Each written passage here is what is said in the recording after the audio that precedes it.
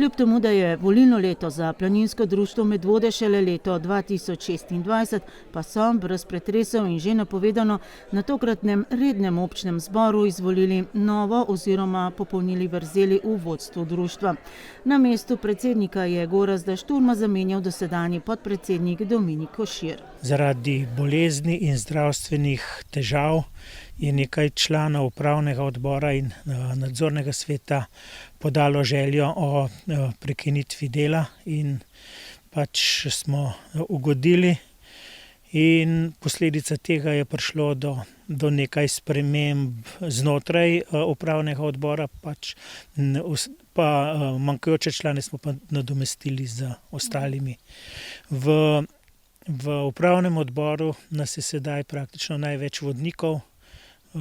Praktično smo to ekipa, ki največ delamo z planinci na izletih, pohodih, srečanjih.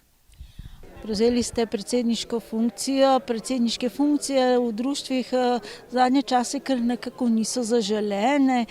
Želja je bila že pred 2 mandatoma, takrat sem hodil še v službo in sem nekako izrazil željo, da se počaka vsaj še en mandat, potem se dejansko počakalo skoraj 2 in zdaj mi dejansko skoraj ni kazalo drugega, da pač izpolnim tisto obljubo izpred 7 let.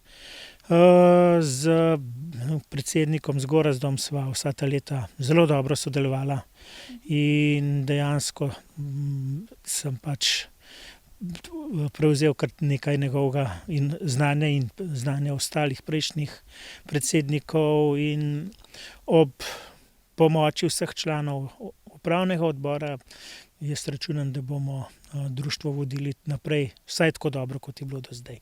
Član Planinskega društva Medvode je že vrsto let aktiven, pa od leta 2002, ko je prevzel funkcijo načelnika informacijsko-propagandnega odseka in ga vodil vse do letos. Leta 2005 smo vzpostavili spletno stran Planinskega društva in na tej strani je že kar veliko število fotografij in vsega. Kot dolgoletnemu načelniku odseka, podpredsedniku in kot vodniku mu samo delovanje društva ni neznanka. Mogoče so mi še najmanj poznane finance, ampak zato vse informacije dobim v računovodstvu, s katerim zelo, zelo fino sodelujemo in pač zadevo peljemo tako naprej, da bo tudi na koncu leta bilanca taka, kot je bila recimo letošnje leto, ko smo po dolgem času pozitivno poslovali. Lansko leto jim je bilo sicer bolj naklonjeno kot leto poprej, ko so jim veliko dela na planinskih poteh po Polhograjcih povzročila neurja in poplava, a jim dela ni zmanjkalo. Med bolj priljubljenimi aktivnostmi pa so seveda njihovi izleti. Skupaj jih je bilo v lanskem letu 30, skupnim številom udeležencev 720. In prav na tem področju so si letos zadali še več. Lansko leto, ko smo praktično izgubili 2 vodnika, eden se pravi zaradi smrti, drugi zaradi bolezni, pa v letošnjem letu smo pridobili že eno novo vodnico.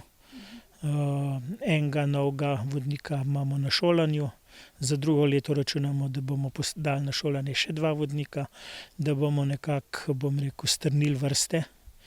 In v letošnjem letu smo se odločili, da pač z izleti nadaljujemo tako, kot so bili do sedaj, s tem, da smo v poletnih mesecih, ko sta 2 izleta na mesec, bo en izlet malo lažji oziroma ne bo toliko zahteven, drugi izlet bo pa zahteven oziroma zelo zahteven in na teh zahtevnih izletih pričakujemo, da bomo pridobili mlajše člane in če bomo pač uspešni, bomo iz teh mlajših članov potem lahko tudi pomlajevali vodstveno ekipo. Katerega izleta se mogoče vi osebno v letošnjem letu najbolj veselite in zakaj? Ja, to bojo ti zahtevnejši. Eden takih bo Kukova špica. To je, eden takih izletov, ko hodiš cel dan, se nimaš kje ustaviti, ni nič, nobene koče vmes. Potem 3-dnevni izlet v Paklenico, to bo letošnja novost, ker do zdaj nekako nismo dobili, vedno je bilo premalo članov za večdnevne izlete. Paklenico smo pred leti imeli že 3 leta v planu, pa nam nikoli ni bilo vreme naklonjeno in letos pa upam, da bomo to zadevo speljali. V načrtu za letos imajo seveda nadaljevanje vseh tradicionalnih prireditev, kot sta na primer tradicionalno srečanje s člani planinskega društva Blagajana iz Polhovega Gradca na Polhograjski Grmadi in pohodi od Jakoba do Jakoba, od ene od 3 cerkva svetega Jakoba do rojstne hiše Jakoba Aljaža v Zavrhu v čast občinskega praznika. Za njimi pa je že organizacija 53 veteranskih tekem. V Planinskem društvu Medvode so ponosni tudi na planinski podmladek, na Preški, Smledniški in Pirniški osnovni šoli. Naslednji se že sicer ponašajo zmagovalkami najbolj uveljavljenega planinskega tekmovanja za mlade, Mladina in gore v organizaciji Planinske zveze Slovenije. Že drugo leto zapored so to postale planinske brihte pod mentorstvom Mojce Resnik in Katje Porčni-Gortnar. Že sicer so v Planinskem društvu Medvode zadovoljni s stabilnim članstvom. V tem trenutku na današnji dan je plačalo članarino že več kot 230 članov, 40 leto že novih. Pred prvim izletom osnovnošolcem pričakujemo še plačilo članarinov vseh teh otrok, ki hodijo na izlete. Trenutno oziroma v zadnjih letih se nam število članov vrti nekje med 370 in 380. Edina nepremičnina v lasti Planinskega društva Medvode, potem ko so dom v Tamarju za voljo denacionalizacije izgubili, je Slavkov dom na Golem Brdu. V letošnjem letu kakšnih večjih popravil ne načrtujemo, mogoče barvanje zunanje fasade. Nekaj barve smo dobili od Planinske zveze. In pa čistilna naprava. To je problem zadnjih par let. To je bila ena prvih čistilnih naprav v planinskih kočah in nekako že kliče po zamenjavi. Eden izmed ciljev Planinskega društva je bil dobiti novega najemnika, saj je dolgoletni najemnik Dušan Belšak iz osebnih razlogov zaprl vrata gostilne Belšak. Dušan Belšak je 28 let skrbel za naš dom, zelo uspešno. Dom ima dobro ime, gosti radi prihajajo in smo imeli kar velik izziv, da smo dobili novega najemnika. Jaz upam, da smo imeli srečno roko, zaenkrat kaže najboljše, dobro sodelujemo in jaz upam, da bo tudi naprej tako. Slavkov dom je v najem vzelo podjetje Keno Peno, katerega ustanovitelja sta someljer Domen Sedevčič in dolgoletni gostinec Dragan Marjanovič. Medvoščanom je morda že poznana njihova kuhinja v pastoralnem domu v Preski in catering Debeli kuhar. Odločitev, da prevzamete Slavkov dom, kako težka odločitev je to bila? Odločili smo se v bistvu zelo na hitro. In jaz sem že prej hodil sem, tako da sem bil zelo vesel, da se je oddal in sem zelo počaščen, da so izbrali nas. Gostilna na Slavkovem domu na Golem Brdu se po novem torej ne imenuje več gostilna Belšak, ampak preprosto gostilna Slavkov dom. Odprta pa je prav vsak dan razen ponedeljka do 21 ure in čez, če bo potrebno. Zdaj bi pa v bistvu enačili Slavkov dom z gostilno, v kateri se lahko človek sprosti.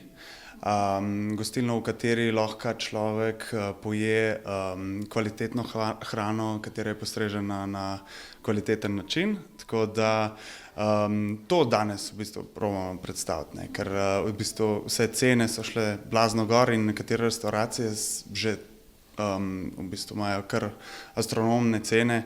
Mislim, da Slavkov dom spet pooseblja neko gostilniško življenje. Mi strmimo k temu, da se bo bolj začelo dogajati zvečer, tudi imeli bomo razne degustacije. Sam sem sommelier, tako da bomo definitivno delali na degustacijah in pairingih s hrano, tako da tudi kakšne žive glasbe se obetajo. Mislim, da nam bo uspelo.